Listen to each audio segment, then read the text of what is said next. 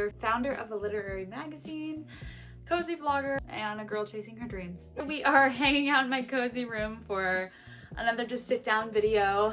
And today's video is about cozy hobbies that are cheap and relaxing.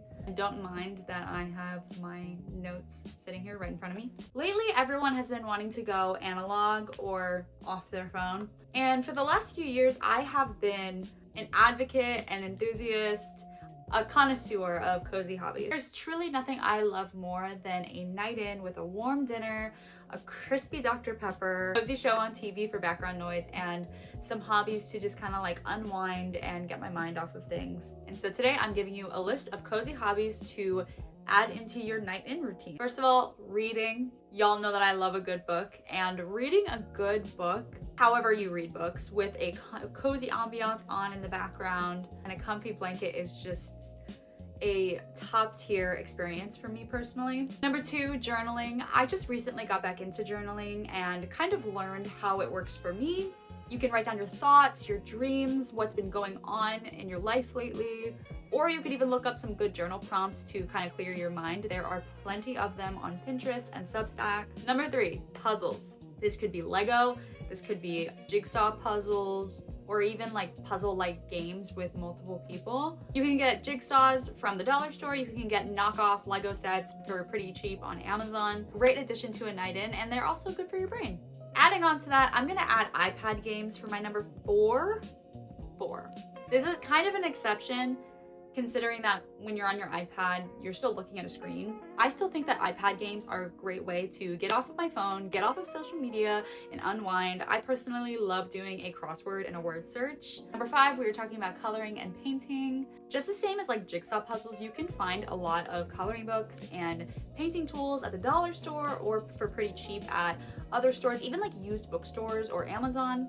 And even if you're not like an artist necessarily, it's a great way to do something with your hands, get your mind to unwind, to kind of clear your mind. It's a great way to be creative, and they're a great way to get back in touch with the creative aspect of yourself. And although coloring and painting can be a pretty inexpensive hobby, I will say if it's something that you enjoy doing, investing in a really great set of markers or colored pencils, whatever you prefer, is gonna be worth it in the long run. Number 6 is gonna be a board game night with your friends. Scrabble, Uno, Mancala, card games, what do you meme? I have a whole tote of card games and board games in my closet. I'm actually looking at it right now. And I love having a night in with my husband where we just throw on something, some sort of comfy sitcom on the TV, and then we personally love like Uno and Mancala. We used to play Scrabble, but we have not played it in a long time. And it's just a great way to spend time with your partner and have fun. And kind of adding on to that, number 7 is gonna be solitaire. I have been playing a lot of solitaire lately. Fun fact, I never knew how to actually play it. I just recently learned how to play solitaire, and I have been playing a game every single night, and with real cards on my bed, on my coffee table, on my dining room table. It's great for me to unwind, but I also do feel like my mind is moving at the same time. Number 8, baking! Now, of course, baking, you have to spend money on the ingredients, which at the grocery store nowadays, things can be really expensive. But I've collected affordable ingredients in bigger sizes at Aldi, and I have a whole baking closet that has mostly everything I need. So every weekend I love to bake. I love to bake for the season. I love to bake whatever I'm craving. And every Thursday when I make my grocery list, I figure out what I want to bake. I look in my closet and I see what I need.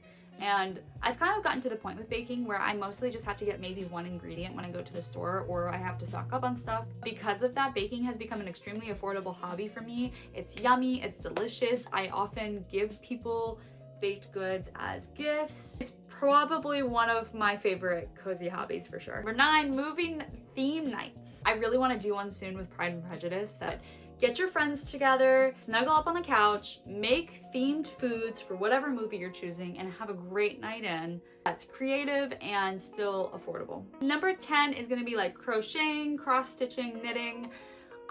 None of these are my personal hobby right now. I used to cross stitch a lot when I was a kid, but that was because my stepmom had a lot of cross stitching stuff.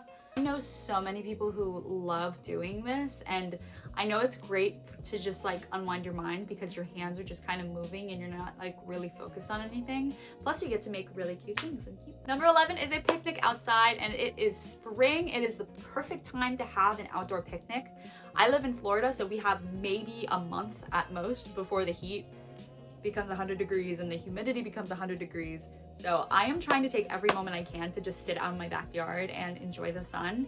Yesterday I sat out in the chair underneath the warm sun and I journaled and I had some fruit, and it was such an amazing time. But with a beautiful picnic, you can do it in the morning, in the afternoon, the evening. You can do it with your friends, your partner, you can do it by yourself.